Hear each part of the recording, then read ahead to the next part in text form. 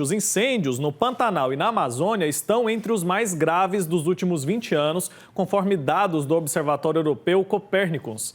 O impacto vai além da destruição ambiental, afetando a qualidade do ar em toda a América do Sul. Em 2024, as emissões de carbono já atingiram níveis alarmantes comparáveis ao recorde de 2007. Estados como Amazonas e Mato Grosso do Sul estão entre os mais afetados. Para entender os fatores por trás desse cenário e as possíveis soluções, eu converso agora ao vivo com a Cristiane Mazetti, que é porta-voz do Greenpeace Brasil, está conectada aqui com a gente. Bom dia, bem-vinda. Bom dia, Wicker. Obrigada pelo convite.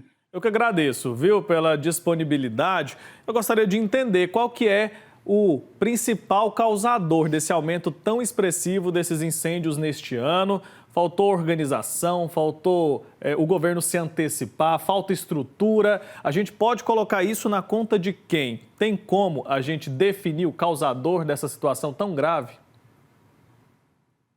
Então, Wilker, tem uma combinação de fatores, né, que geram esse cenário que a gente está observando agora de queimadas e incêndios muito intensos em todo o país, praticamente, né? Então, a gente vê muitos incêndios no Cerrado, a gente vê muitos incêndios no Pantanal, muitos incêndios na Amazônia. Então, a gente tem uma combinação, quando a gente olha para o que está causando, né? Então, a gente tem uma combinação tanto das mudanças climáticas, então a gente está vivendo uma era de eventos climáticos extremos. Então, aqui no Brasil, mais cedo no ano, a gente teve enchentes recordes no Rio Grande do Sul, que trouxe um monte de prejuízo para a população, para os cofres públicos, e agora a gente está tendo um cenário de seca extrema, né, que atinge a Amazônia, que atinge o Pantanal, e esse contexto de seca extrema, ele faz com que um foco de calor ali, um fogo, ele se espalhe muito rapidamente. E aí, de outro lado, então eu digo que é uma combinação, né? Então, de um lado, os eventos extremos, e do outro a gente tem quem está acendendo fósforo, porque praticamente todos os incêndios que a gente está vendo, eles são causados pela ação humana. Então, pelo menos na Amazônia, é uma floresta tropical úmida, ela não pega fogo sozinha, né? E mesmo em outras regiões do país, a gente não está próximo do período de chuva, que é quando tem ali, né, trovões, relâmpagos, podem iniciar um fogo que, quando ele é causado naturalmente, logo depois ele se apaga por conta da chegada da chuva. Não é isso que está acontecendo agora, né? O que a gente tem são pessoas riscando fósforo, e aí elas riscam o fósforo, seja para fazer parte do processo de renovação da pastagem, em uso de área agropecuária, né? Então faz a limpeza ali com o uso do fogo, frequentemente ilegal, porque em vários estados tem, inclusive, um decreto de proibição do uso do fogo em vigência, então, mesmo que a pessoa tenha autorização, ela não pode utilizar nesse momento, e o fogo, ele também é utilizado no processo do desmatamento. Então, essa combinação faz que a gente tenha um cenário terrível. E aí, quanto à responsabilidade, né? A gente tem aí uma responsabilidade de prevenção e contenção do fogo, que é tanto do governo federal quanto dos governos estaduais e municipais, né? Então, a gente vê que as mudanças climáticas, elas estão chegando de uma maneira muito mais intensa do que todos estavam pensando, que os políticos estavam pensando, né? Então, a gente já tinha os avisos da ciência, né? Que a situação seria muito difícil, mas nem no Brasil, nem fora do Brasil, parece que os governos estão preparados de maneira suficiente para lidar com esse cenário. Tanto que a gente vê, né, Portugal em chamas, frequentemente a gente vê o Canadá em chamas. Então, assim, agora a natureza está dando esses alertas, né, que de fato a gente precisa mudar radicalmente a forma como a política é feita, né, e o clima, ele precisa ser priorizado. A cada ano a gente percebe que as notícias vão ficando mais graves, né? A situação vai ficando mais severa e nada foi feito para se antecipar essa situação que a gente está vivendo. Você falou aí sobre essa quantidade absurda, né, de incêndios provocados pela ação humana, praticamente todos eles. Falta punição? Como que a gente pode encarar essa realidade aqui no nosso país especificamente? Então, eu acho que um primeiro ponto é dizer que teve sim atividade de prevenção que foi implementada esse ano, né? Então, quando a gente acompanha pelo menos as ações do governo federal, elas existiram, no Pantanal elas existiram, mas obviamente não foi suficiente, né? O contexto foi muito pior e não foi suficiente para coibir todo mundo que está riscando fósforo aí de maneira ilegal. Então, você toca num ponto muito importante, que é o da punição. Então, hoje, o que acontece ainda é a pessoa que usa do fogo ilegal, ela aposta que ou ela não vai ser pega, então ela não vai receber nenhum tipo de multa, embargo ou punição, ou se ela for pega, ela aposta que ela não vai precisar pagar aquela multa. Então, ela entra com processo, e esse processo pode levar anos, e quando vê, a multa já caducou, né? A infração ali já caducou. Então, ela acaba passando, né, impune.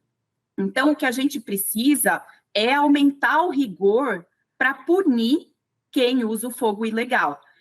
Então, seja multando e embargando mais, mas também fazendo com que essas pessoas, elas sofram essa penalização, então que elas paguem as multas. A gente tem um histórico muito forte de multas não pagas, né? O Greenpeace realizou um estudo recente que ele olhou ali para propriedades que receberam financiamento, né, do crédito rural, tinham multas ambientais por conta do uso ilegal do fogo, e apenas daquele valor total, apenas 0,1% das multas tinham sido pagas.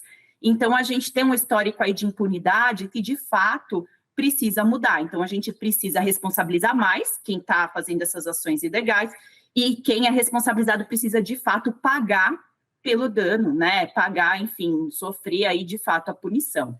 Então, mesmo pessoas que já haviam sido multadas por conta de irregularidades ambientais, essas pessoas ainda estavam tendo acesso a crédito, por exemplo? Exatamente. Então, a gente fez um estudo na Escala Brasil, que a gente observou ali que 133 fazendas, imóveis rurais, né, que receberam crédito rural tinham embargo por uso ilegal do fogo. E aí, por que só 133, né? A gente olhou também os embargos gerais, né, embargos ambientais, e eram mais de 2.000 fazendas. A questão é que hoje existe uma restrição para que os bancos possam dar o crédito rural para os fazendeiros, de que não tenha embargo por desmatamento. Mas esses outros embargos, como, por exemplo, o embargo por uso do fogo, que é uma categoria, né, específica, ele é subnotificado, então a gente vê muito pouco quando a gente compara com o embargo por desmatamento, porque o processo ali para enquadrar a pessoa que colocou fogo, ele é um pouco mais complexo que o processo do desmatamento, né? Precisa provar quem foi que riscou o fósforo, e isso traz, né, um número muito baixo. Quantos focos de calor a gente não vê, né, por ano? Então, por exemplo, só na Amazônia, de janeiro a setembro, a gente já bateu mais de 100.000 focos.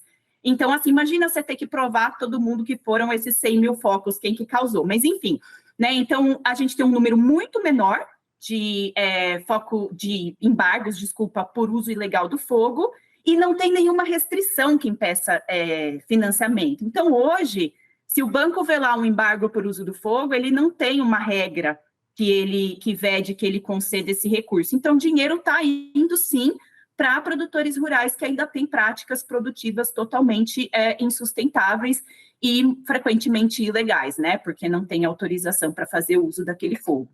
Então tem que ter mais controle, né, por parte do poder público para que isso não continue acontecendo e isso acabe desencorajando essas pessoas a destruírem o meio ambiente, porque são pessoas que estão levando uma vantagem das duas formas, né, com o desmatamento e também pegando crédito ali, usando recursos, inclusive públicos, em muitos casos. Obrigado pelo seu tempo aqui, Cristiane. Um abraço para você, até a próxima, viu? Obrigada, Wilker. Até a próxima. Estamos à disposição. Tchau, tchau.